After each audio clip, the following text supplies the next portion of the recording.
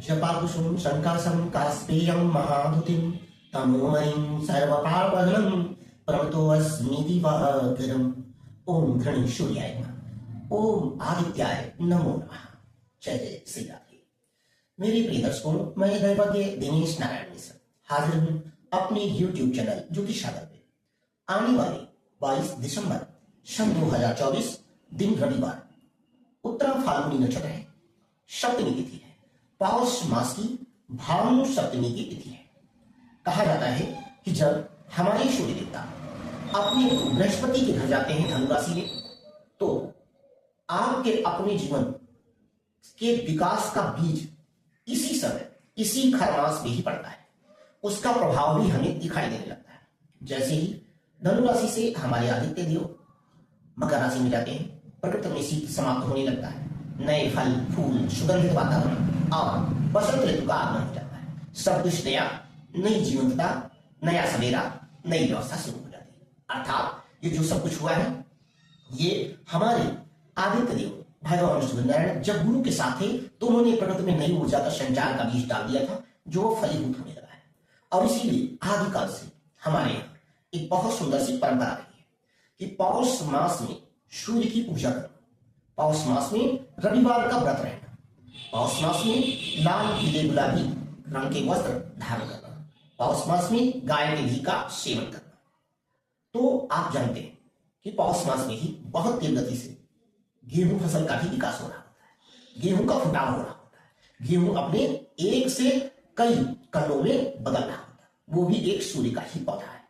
तो मैं आज अपने सभी दर्शकों को ये बताना चाहूंगा कि अगर आप इस पौष मास में पूरे के पूरे मास सूर्य भगवान का व्रत रखते हैं, उनका पूजन करते हैं, उनके मंत्र का जप करते हैं, तो निश्चित है जो भी आप संकल्प लेंगे वो पूरा हो जाएगा। जब किसी भी व्यक्ति के कुंडली में सूर्य देवता कमजोर होते हैं, कम अंशों में होते हैं, कम षडबल में होते हैं, या पाप कर्तरी में शनि राहु और केतु से घिरे हुए होते हैं, तो जब सूर्य कमजोर हो जाता है तो वह व्यक्ति आजीवन सरकारी पक्ष उसका सदैव कमजोर बना रहता है, सरकार से उसको विशेष लाभ नहीं मिल पाता है, उसको हृदय संबंधित बहुत सारी बीमारियां हो जाती हैं, बार बार उससे रक्तचाप या हृदय की पीड़ा का भी शिकार होना पड़ता है।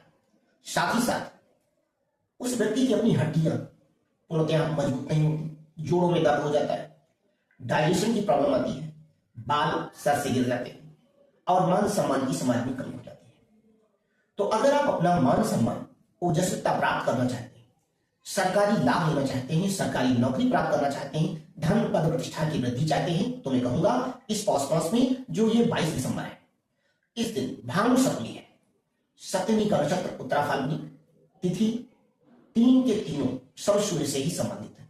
इस दिन आप सूर्य के नाम, सूर्य के मंत्र, चाहे वो पौराणिक हो, वैदिक हो, तांत्रिक हो या बीज मंत्र, जैसे बीज मंत्र में बता रहा हूं, ओम ह्रां ह्रीं ह्रौं सः सूर्याय नमः, इस मंत्र का 7000 बार जप करके आप श्वेत मदार की लकड़ी से तिल, गुड़, जौ, चावल और पंचमेवा मिला करके आप सूर्य नारायण का हवन करें, या ब्राह्मणों को बुला करके सूर्य गायत्री या सूर्य के किसी भी मंत्र का, कलयुग का चतुर्थचरण चल रहा है, तो मैं कहूंगा 4 गुना मंत्र यानी 28,000 सूर्य के मंत्रों का आज के दिन जप करा के हवन करा देने से आपकी अषाढ़ बीमारी, आपके जोड़ों का दर्द, आपके ऊपर आई हुई मान सम्मान से संबंधित परेशानी, आपका हृदय रोग, यह सब कुछ समाप्त हो जाएगा।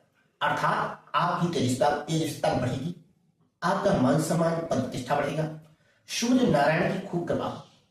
और आपके पिता से अगर पट नहीं रही है, आप और आपके पिता दोनों दूर हैं, एक दूसरे को देखना पसंद नहीं करते, एक दूसरे की बोलचाल बंद है, तो भी आप इस पौष मास में सूर्य की साधना करके आप अपने पिता के रिश्तों को सुधार सकते हैं और अपने पिता के मान सम्मान में भी 4 चांद लगा सकते हैं।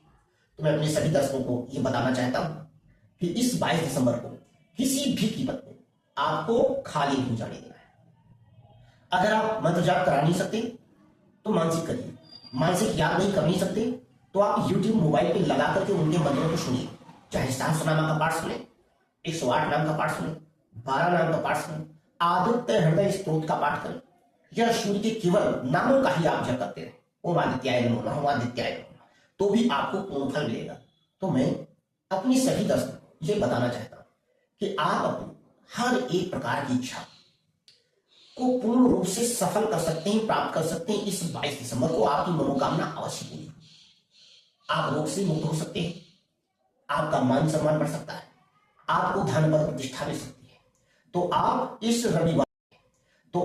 इस रविवार को किसी भी कीमत पर अपने समय को व्यर्थ न जाने दें। और मेरी आपसे बड़ी विनम्र प्रार्थना है कि अगर आपकी सूर्य कमजोर है, कमजोर होने का एक लक्षण आपको यह भी बता देगा, जिस व्यक्ति के सूर्य कमजोर होते हैं उसके पिता से उसकी दूरी बचपन से ही बन जाती है। जन्म लेने के बाद जैसे जैसे जातक बड़ा होता जाता है वैसे वैसे पिता से दूर चला जाता है। या कभी कभार तो ऐसी भी स्थिति आती है कि पिता का साथ ही बिछोड़ हो जाता है। तो अगर ऐसा कुछ आपकी कुंडली में बना हुआ है तो मैं अपनी सभी दर्शकों से कहूंगा कि इस 22 दिसंबर जब हमारे भुवन भास्कर आदित्य अपने गुरु बृहस्पति के घर बैठे हुए बहुत सारा चिंतन मनन इस प्रकृति के लिए और भविष्य को लेकर के कर रहे हैं, तो आप अपनी भी प्रार्थना वहां पे लगाएं। प्रार्थना स्वीकार होगी, आपको लाभ अवश्य मिलेगा। इन्हीं बहुत सारे शुभ आशीष और सुंदर शुभ वचनों के साथ भुवन भास्कर को इस पौष मास में सहस्त्र कोटि प्रणाम करते हुए मैं दैवज्ञ दिनेश नारायण आप सभी लोगों से ये प्रार्थना कर रहा हूं कि इस समय का लाभ उठाएं। और अगर आप हमारे चैनल पे हैं, हमारे चैनल पे देख रहे हैं, आपको हमारे द्वारा बताई गई ज्ञान की बातों से आपको लाभ मिल रहा है, आपके जीवन में सुधार हो रहा है, तो हमको अति प्रसन्नता। आप ये बातें हमें शेयर कर सकते हैं, कमेंट कर सकते हैं, और हमारी इस वीडियो को आप अपने मित्रों को शेयर करें, खुद लाइक करें, सब्सक्राइब करें और बेल आइकन की घंटी भी बजाएं। और जहां तक हो सके अपने हित मित्रों को शेयर करते हुए इस तिथि और समय का लाभ उठाने के लिए उनको भी हमारी वीडियो अवश्य शेयर करें। अगर ऐसा होता है तो मैं भी प्रसन्न होऊंगा और आपके हित मित्र और समाज तो प्रसन्न होगा ही होगा। मैं पुनः भुवन भास्कर से अनंत कोटि ये प्रार्थना और प्रणाम कर रहा हूँ कि भगवान हमारे देश पे और हमारे दर्शकों पे, हमारे माता पिता पे, हमारे परिवार पे जितने भी लोग देख रहे हैं उन सभी के परिवार और माता पिता पर अपनी कृपा बरसाए। मैं अपनी वाणी को यहीं पर दे रहा हूँ। जय जय श्री राधे।